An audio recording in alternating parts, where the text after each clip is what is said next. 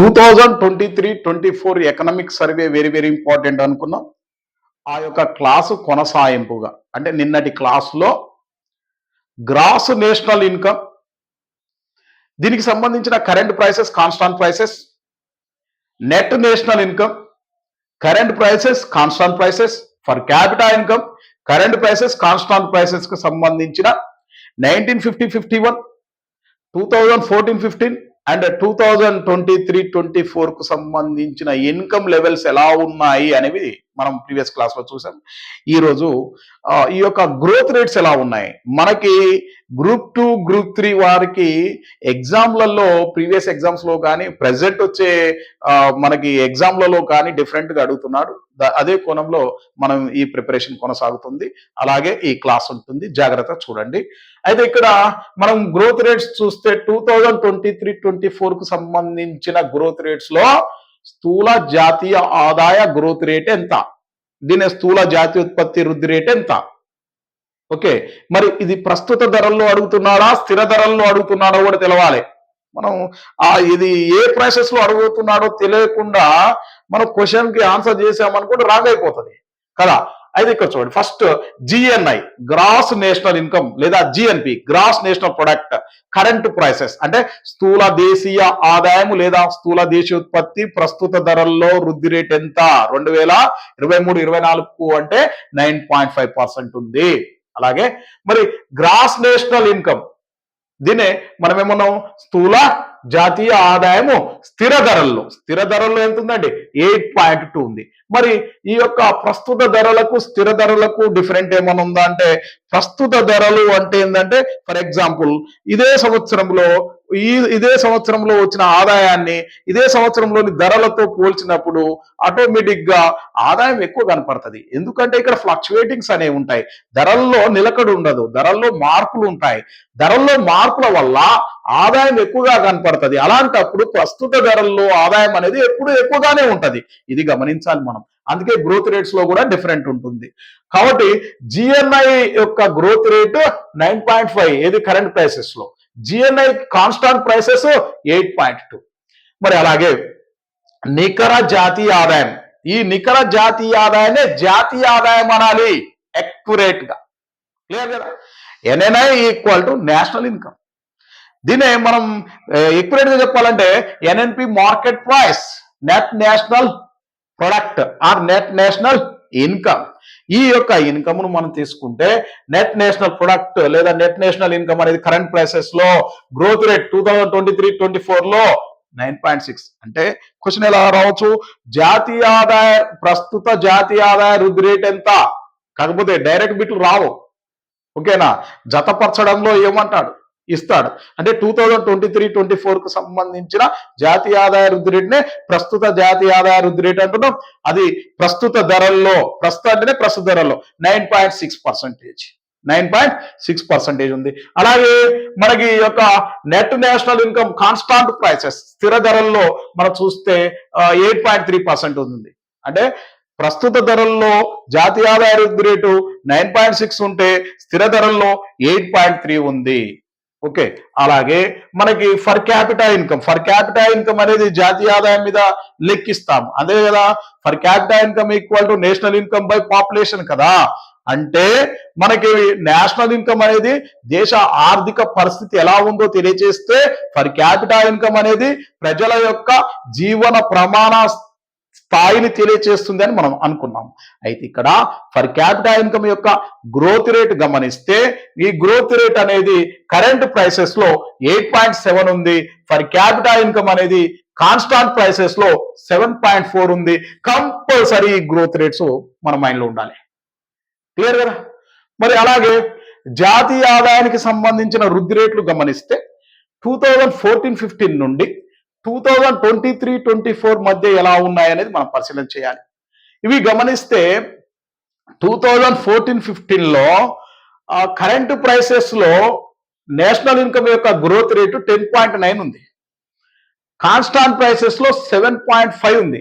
ఇది 2014-15లో. అంటే national income అంటే ఏది తీసుకున్నామండి, నెట్ నేషనల్ ఇన్కమ్ తీసుకున్నాం. క్లియర్ కదా. నెట్ నేషనల్ ఇన్కమే నేషనల్ ఇన్కమ్ అవుతుంది. అంటే జాతీయ ఆదాయ వృద్ధి రేటు అనేది 2014-15 నుండి 2023-24 వరకు ఎలా ఉన్నాయి ఈ వృద్ధి రేటు గుర్తుపెట్టుకోవాల్సిందే. కాకపోతే స్టార్టింగ్ లో 2014-15 గుర్తుపెట్టుకొని ఇక్కడ 2019-20 నుంచి 2023-24 వరకు కంపల్సరీ గుర్తుపెట్టుకోవాలా. అది ప్రస్తుత ధరల్లో కానీ స్థిర ధరల్లో కానీ తప్పదు.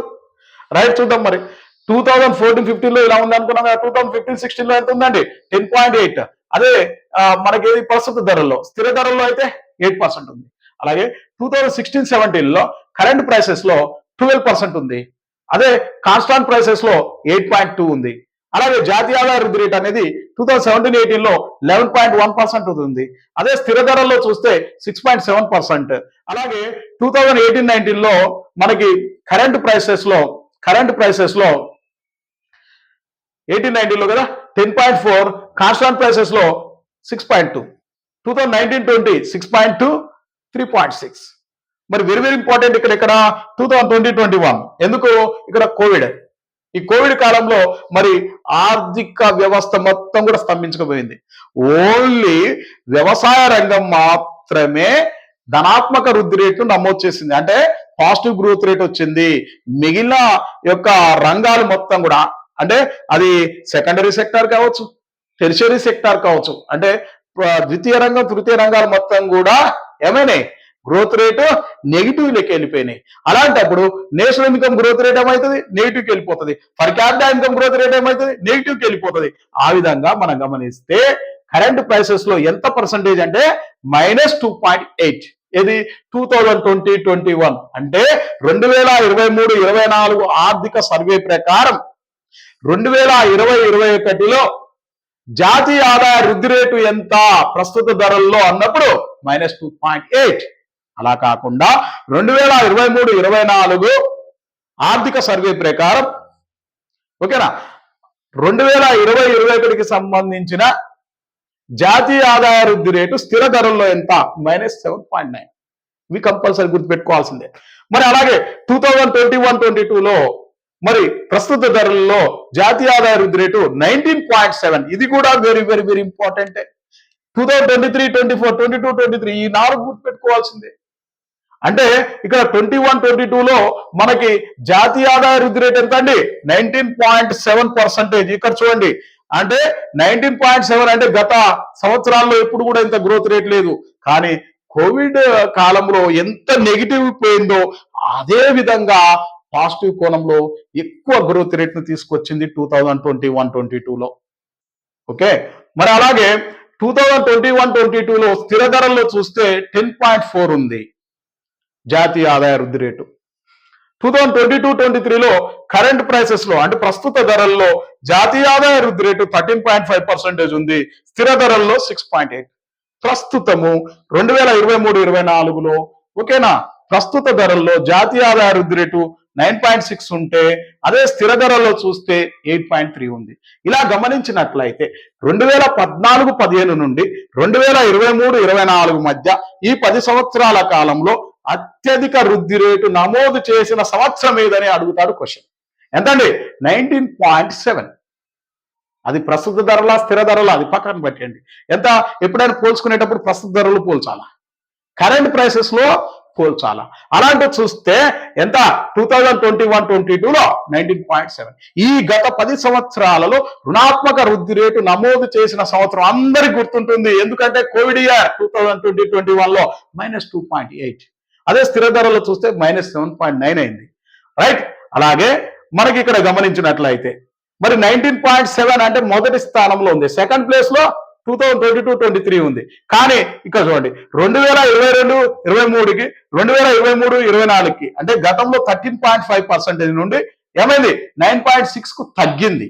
అంటే గత సంవత్సరంతో పోలిస్తే ప్రెసెంట్ ఇయర్ గ్రోత్ రేటు పెరిగిందా తగ్గిందా అంటే తగ్గింది. అదే 2014-15 నుండి 2023-24 పోలిస్తే అంటే 2014-15లో ఎంత ఉండే 10.9 ఉండే, ఇప్పుడు 2023-24లో ఎంత ఉంది 9.6 ఉంది. పెరిగిందా తగ్గిందా, ఎన్ని పాయింట్స్ తగ్గాయి, ఎన్ని పాయింట్స్ పెరిగాయి, ఇది కూడా గమనించాలి. ఓకేనా, అంటే 10.9 నుండి 9.6కు తగ్గింది. ఓకేనా? అంటే చూడండి, దరిదాపుగా 1.3 పాయింట్స్ తగ్గింది.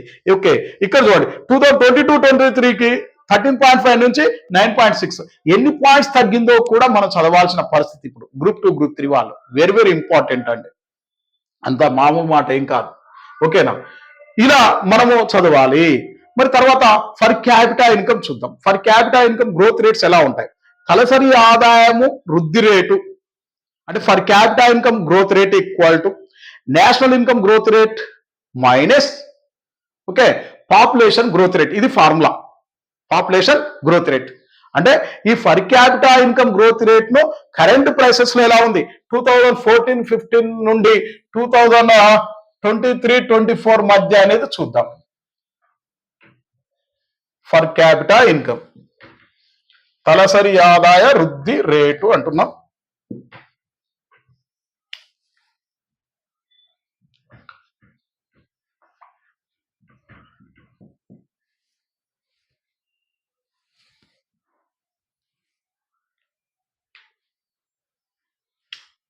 రైట్, 2014-15లో 9.5 గ్రోత్ రేట్ ఉందండి. 9.5 గ్రోత్ రేట్.